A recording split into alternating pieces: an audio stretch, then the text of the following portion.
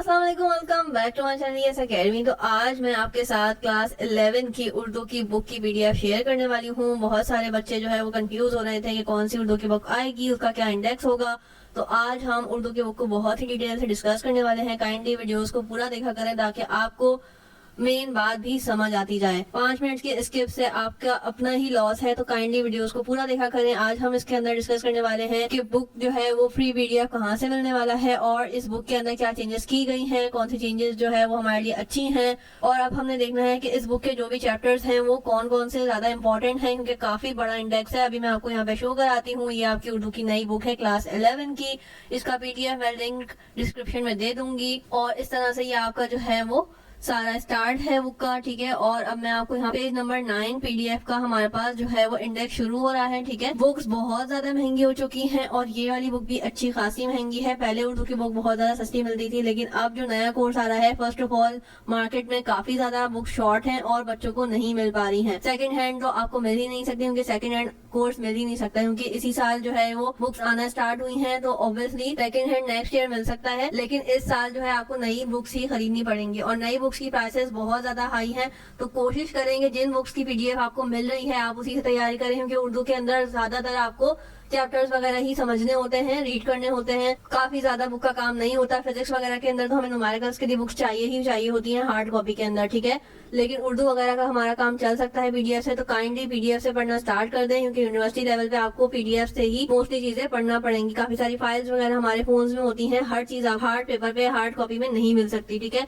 तो ये मैंने आपको बताना था ताकि आपकी आगे जाके ट्रेनिंग हो सके। अब हमारे पास यहाँ पे आ गया ये फहरिस्त, इसका मतलब होता है इंडेक्स। तो आज हम इसको डिटेल से देखेंगे कौन कौन से चैप्टर्स ऐड किए गए हैं और कौन कौन से चैप्टर इंपॉर्टेंट हैं। ये आप देख सकते हैं कितने ज्यादा चैप्टर्स हैं। अफसाने हैं, ड्रामा है, सफरनामे है, नसरी मिजा है, उसके अलावा मकतूबात हैं और ये हिस्सा नज़म भी काफी डिटेल और काफी ज्यादा बड़ा है, ठीक है। उसके अलावा यहाँ पे हमद और नात के बाद अगर हम देखें तो ये पाबंद नज़में हैं, ये भी काफी सारी हैं, 6-7।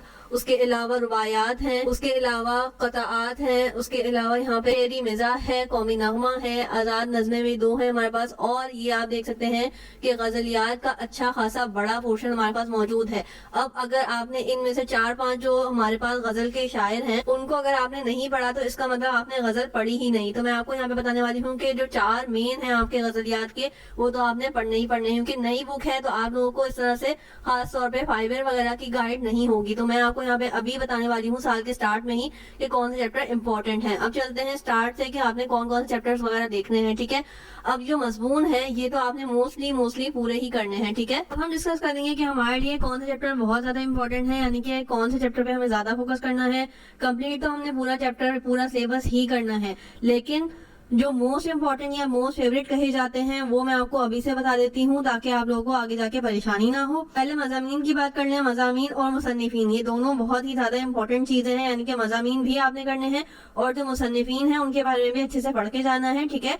तो हमारे पास सबसे ज्यादा जो मेन चैप्टर है वो क्या है, कौमी इत्तेफाक, यानी chapter number 1। Sir Syed Ahmad Khan के बारे में भी आपने पढ़ना है और उनका जो चैप्टर है ये कौमी इत्तेफाक वो भी आपने करना है। उसके अलावा जो नेक्स्ट हमारे पास सेकंड फेवरेट कहा जा रहा है इस बुक से वो कहा जा रहा है ज़बान गोया, ठीक है। ख्वाजा अल्ताफ हुसैन हाली का ये लिखा हुआ है और आपने ख्वाजा अल्ताफ हुसैन हाली के बारे में भी पढ़ के जाना है। ये दोनों फेवरेट कहे जा रहे हैं इस बुक से, ठीक है। और उसी लिहाज से फिर उनके चैप्टर्स के बारे में भी आपने पढ़ना है। उसके अलावा अफसाने की बात अगर करें तो अफसाने के बारे में कहा जाता है कि ये चाय की चुस्की के साथ ही मतलब खत्म हो जाते हैं, यानी कि कंपैरेटिवली छोटे होते हैं, ठीक है। तो इनकी अगर मैं बात करूं तो ये मेन जो हमारे पास है वो है जेवर का डब्बा, ठीक है, जो मुंशी प्रेमचंद ने लिखा है। और दूसरा हमारे पास है आबे हयात गुलाम रब्बानी। ये 2 मोस्ट फेवरेट कहे जा रहे हैं, ठीक है, चैप्टर नंबर 7 और चैप्टर नंबर 9, ठीक है।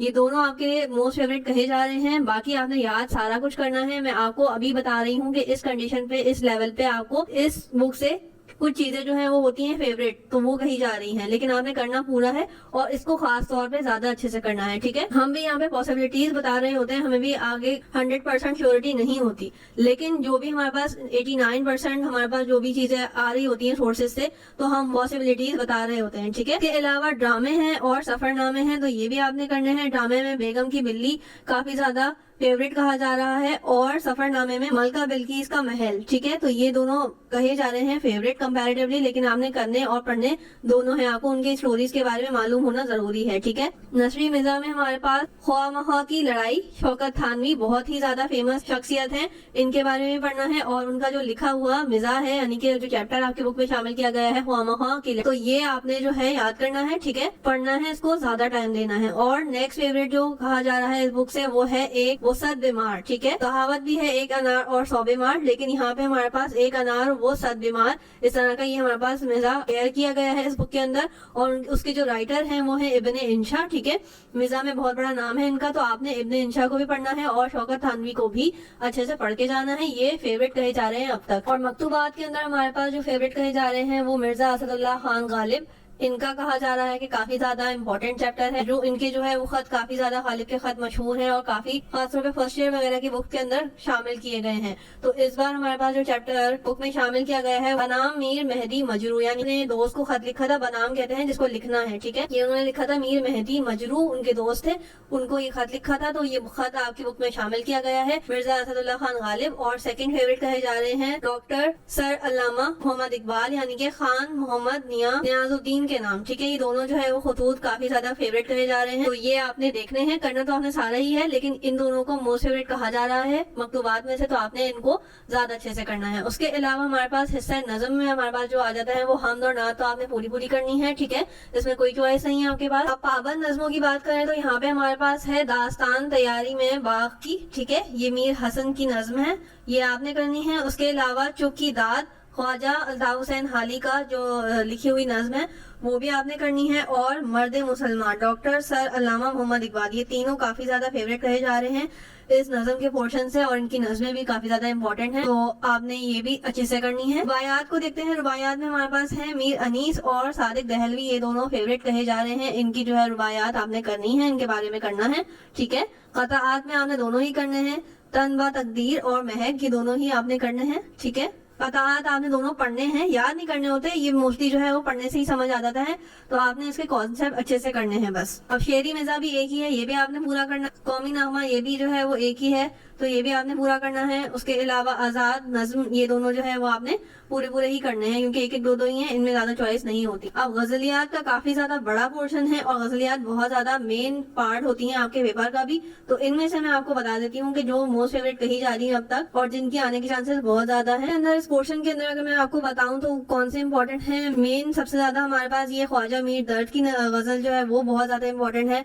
उसके अलावा मीर तकी मीर गजल की जान कहलाए जाते हैं, और उसके अलावा आफाक सिद्दीकी, ये हमारे पास मोस्ट इम्पोर्टेंट है। और उसके अलावा मिर्जा असदुल्लाह खान गालिबी, 4 मैंने आपको बता दिए, ख्वाजा मीर दर्द, मीर तकी मीर, मिर्जा असदुल्लाह खान गालिब और आफाक सिद्दीकी, ये चारों अगर आपने नहीं किए, नहीं पढ़े, इनके शेर अगर आपने छोड़ दिए तो इसका मतलब आपने गजल के पोर्शन को टच ही नहीं किया, क्योंकि ये गजल की जान कहलाए जाते हैं। इनके हर एक शेर के अंदर काफी ज्यादा गहरी बातें छुपी होती हैं। ठीक है, तो आपने ये गजलियात करनी ही करनी है। उसके अलावा बाकी सब भी पढ़ना है, लेकिन इन चारों को बहुत अच्छे से देखना है। ठीक है, ये बहुत ही ज्यादा इंपॉर्टेंट चैप्टर्स थे और इसमें मैंने आपको बता दिया कौन सी गजलें, कौन सी नज़में जो है वो मोस्ट इंपॉर्टेंट है। मैं जो अपने तौर से कर सकती थी, मैंने जो भी पॉसिबिलिटीज मुझे पता लगी, मैंने अपने लिहाज से आपके साथ शेयर कर दी। आई रियली होप कि आपको ये हेल्पफुल रही हो वीडियो। कोशिश करूंगी कि आने वाली बुक्स वगैरह को भी अच्छे से इसी तरह से डिस्कस करूं ताकि आपके लिए आसानी हो। सो प्लीज मेरे चैनल को सब्सक्राइब करें ताकि आपको और भी जो बुक्स मैं डिटेल में डिस्कस करूं वो आपके साथ टाइम पे ही शेयर हो जाए और आपको सब कुछ टाइम पे मालूम हो जाए। टिल देन अल्लाह हाफिज।